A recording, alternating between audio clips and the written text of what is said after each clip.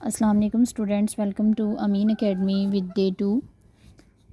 आज केमिस्ट्री का हमने जो कल चैप्टर नंबर 1 स्टार्ट किया था उसमें हमने बट इस केमिस्ट्री का आंसर भी देखा है। Chapter physical state of matter जो है इसकी कंसेप्ट भी क्लियर किए थे। तो आज हमने जो पढ़ना है वो है ब्रांचेस ऑफ केमिस्ट्री। केमिस्ट्री की ब्रांचेस को हमने इन डिटेल देखना है आज। ब्रांचेस ऑफ केमिस्ट्री,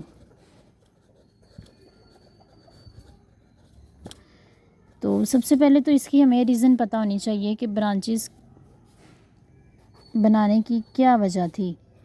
हम केमिस्ट्री को सीधा सीधा भी तो पढ़ सकते थे, मगर ब्रांचेस ही इसकी क्यों बनाई हैं, तो इसके पीछे भी ना एक वजह है, रीज़न है। तो रीज़न क्या है? रीज़न ये है to understand the widely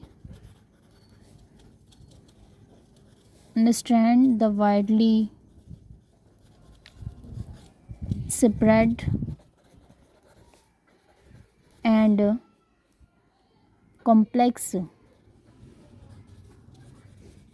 subject of chemistry। यानी केमिस्ट्री जैसे पेचीदा, कॉम्प्लेक्स मतलब पेचीदा, मुश्किल, और वाइडली स्प्रेड मतलब फैला हुआ। केमिस्ट्री जैसे फैले हुए और इसकी कॉम्प्लेक्सिटी को समझने के लिए जो है ना साइंटिस्ट जो हैं इन्होंने एक ब्रांचेस की डिवीजन्स या इसकी फर्दर ब्रांचेस जो है ना केमिस्ट्री की वो जनरेट करने का फ़ैसला किया। तो रीज़न आप लिख सकते हैं, पॉइंट रीज़न दे के ऊपर हेडिंग दे के properly with the help of marker आप रीज़न की हेडिंग दें। ब्रांचेस ऑफ केमिस्ट्री लिखने से पहले उसकी रीज़न लिखें, इससे चेकर पे बड़ा अच्छा इंप्रेशन पड़ेगा। उसको पता होगा कि बच्चे ने जो है ना केमिस्ट्री को समझा हुआ है। तो रीज़न के बाद आप इसकी रीज़न लिखें। दैन उसके बाद अगर हम ब्रांचेस, हमारा टॉपिक है तो हम ब्रांचेस की तरफ अब आते हैं। तो नंबर 1 ब्रांच थी हमारे पास, टोटल इसकी 11 ब्रांचेस हैं। The first one is the physical chemistry. अब फिज़िकल केमिस्ट्री को अगर पढ़ना है, सबसे पहले मैं आपको इसकी डिफ़ाइन के बारे में क्लियर करूँगी। डिफ़ाइन फिज़िकल केमिस्ट्री, तो डिफ़ाइन है इसकी, दिस ब्रांच इन्वेस्टिगेट करती है ये branch how the substance, this branch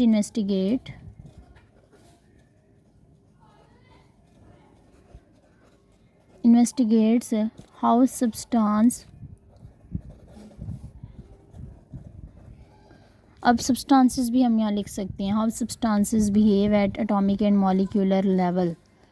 ठीक है, कि कोई भी चीज़ है वो एटॉमिक और मॉलिक्यूलर लेवल पे अपना क्या बिहेवियर शो करती है, इस चीज़ के बारे में स्टडी करना फ़िज़िकल केमिस्ट्री कहलाता है। ठीक है, इसकी एग्ज़ाम्पल जो है ना वो न्यू एडिशन बुक में मेंशन नहीं है, तो आप इसकी एग्ज़ाम्पल ख़ुद आपने जो है ना ऐड कर लेनी है। तो इसकी एग्ज़ाम्पल में आप लिख सकते हैं थर्मोडायनामिक्स, ये लॉ है एक, ये आप फिज़िक्स में इसको जो है ना डिटेल में देखेंगे, इसकी डिटेल देखेंगे, इसको पढ़ेंगे in detail.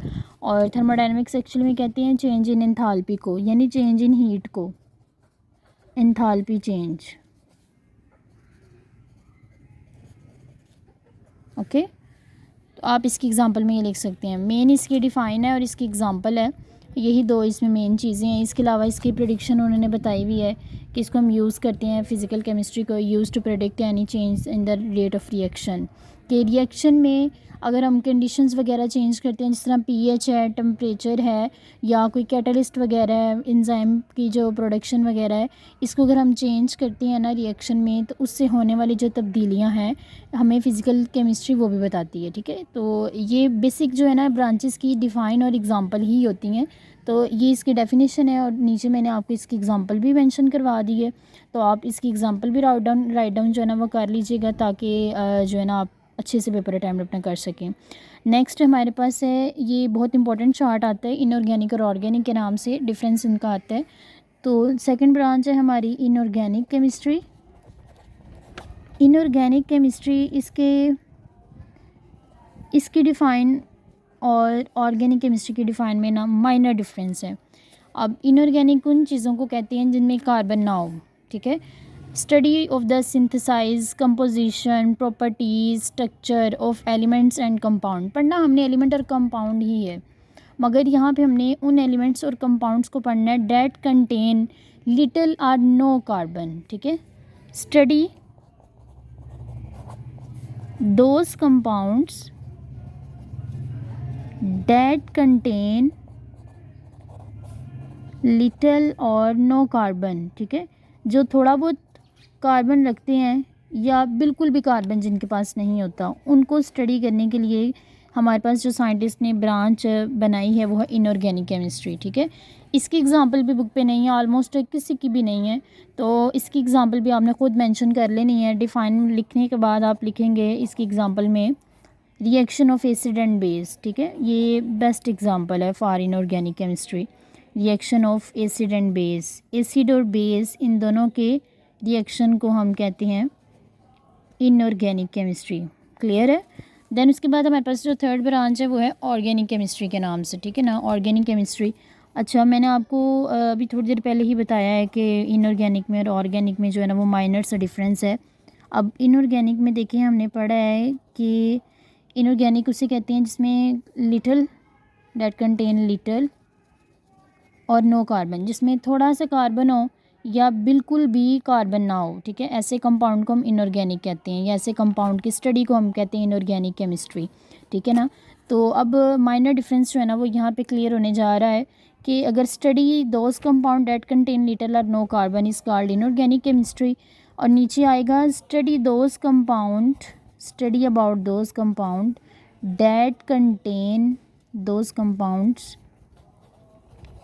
That contains carbon, ठीक है, यानी वो वाले कंपाउंड जो कार्बन रखते हैं उनके बारे में स्टडी क्या कहलाती है, that contain carbon are called organic chemistry. Clear है। इसकी एग्जांपल भी आपने खुद ही मेंशन कर लेनी है साथ, और इसकी एग्जांपल में आते हैं हाइड्रोकार्बन रिएक्शंस। हाइड्रोकार्बन रिएक्शन उनको कहा जाता है जिनमें कार्बन भी होता है और हाइड्रोजन भी होता है, ठीक है। हाइड्रोजन और कार्बन से मिल के जो कंपाउंड बनते हैं, लाइक मीथेन, मीथेन इसकी best example. Hydrocarbon reactions is the example of organic chemistry. Clear. तो अगर हम अब इसकी थर्ड ब्रांच की तरफ जाएं तो थर्ड ब्रांच इसकी देखेंगे, सॉरी थर्ड नहीं, फोर्थ ब्रांच इसकी है हमारे पास इन्वायरमेंटल केमिस्ट्री। अब ना लफ्ज़ इसके ब्रांच के ना नाम से ही हमें समझ आ रही है कि इसका कोई ना कोई जो है ना ताल्लुक़ है हमारे इन्वायरमेंट के साथ, ऐसे ही है, इन्वायरमेंट माहौल, यानी कि माहौल के साथ, ठीक है ना। इसमें ना अब हमने साइंटिफिकली स्टडी करनी है केमिकल्स की, बायोकेमिकल्स की, ठीक है। केमिकल जो केमिस्ट्री में हम यूज़ करते हैं, और बायोकेमिकल्स जो लाइफ के अंदर जो प्रोसेसेस हो रहे हैं हमारी ज़िंदगी में, लाइफ को रन आउट करने में जो रिएक्शंस हो रही हैं हमारे इस प्लानट में रहते हुए, यानी अगर हम किसी भी प्लानट में हैं, फ़िलहाल तो हम अर्थ में हैं, तो हमारा जो प्लानट है वो अर्थ है, अर्थ में होने वाले जितने भी केमिकल्स चेंजेस हैं या बायोकेमिकल फिनोमिनाज हैं, ठीक है, उन सब को स्टडी आउट करना इन्वायरमेंटल केमिस्ट्री कहलाता है। तो हम यहाँ लिख सकते हैं the scientific study of chemical and biochemical, ये इसकी शॉर्टकट डिफ़ाइन ही समझ लें, ठीक है। Scientific study of chemical and biochemical phenomenas are called phenomenas occur in this planet, यानी इस प्लानट पे होने वाले, हमने अपने प्लानट की बात करनी है ना। साइंटिफिकली स्टडी करना किसको, केमिकल्स को जो हम केमिस्ट्री में यूज़ करते हैं, और बायोकेमिकल कहते हैं ज़िंदगी में होने वाली जो रिएक्शंस हैं हमारी बॉडी के अंदर, जिस तरह ब्रेक डाउन ऑफ फूड है, ये एक बायोकेमिकल प्रोसेस है, खुराक का टूटना, उस खुराक के टूटने से फिर जो एनर्जी निकलती है उसका हम यूज़ करते हैं, और उसी एनर्जी के यूज़ से जो है ना हम लोग फिर अपने डेली लाइफ एक्टिविटीज़ जो है ना उनको परफॉर्म करते हैं। तो इन्वायरमेंटल केमिस्ट्री में हम कह सकते हैं साइंटिफिक स्टडी करना केमिकल्स को, बायोकेमिकल्स फिनोमिनास को, और ये स्टडी हमने सिर्फ अपने प्लानट तक ही रखनी है, ठीक है, दूसरे प्लानट्स में इंटरफेरेंस बिल्कुल भी नहीं करनी।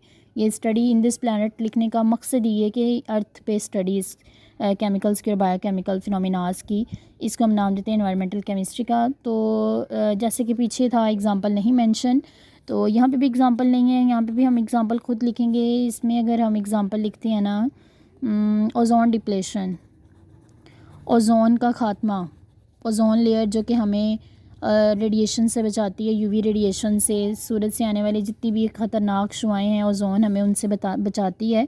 तो ओज़ोन अगर डिप्लेट हो जाती है या ख़त्म हो जाती है, ओज़ोन डिप्लेशन का मतलब है ओज़ोन का ख़ात्मा, ओज़ोन लेयर ख़त्म हो जाती है तो इसके बारे में स्टडी करना कि ये कैसे ख़त्म होती है, इसकी क्या काज़ेज़ हैं या क्या वजूहात हैं इसके ख़त्म होने के, क्या हमारी ऐसी क्या लाइफ एक्टिविटीज़ हैं कि ये डिस्ट्रॉय हो रही है।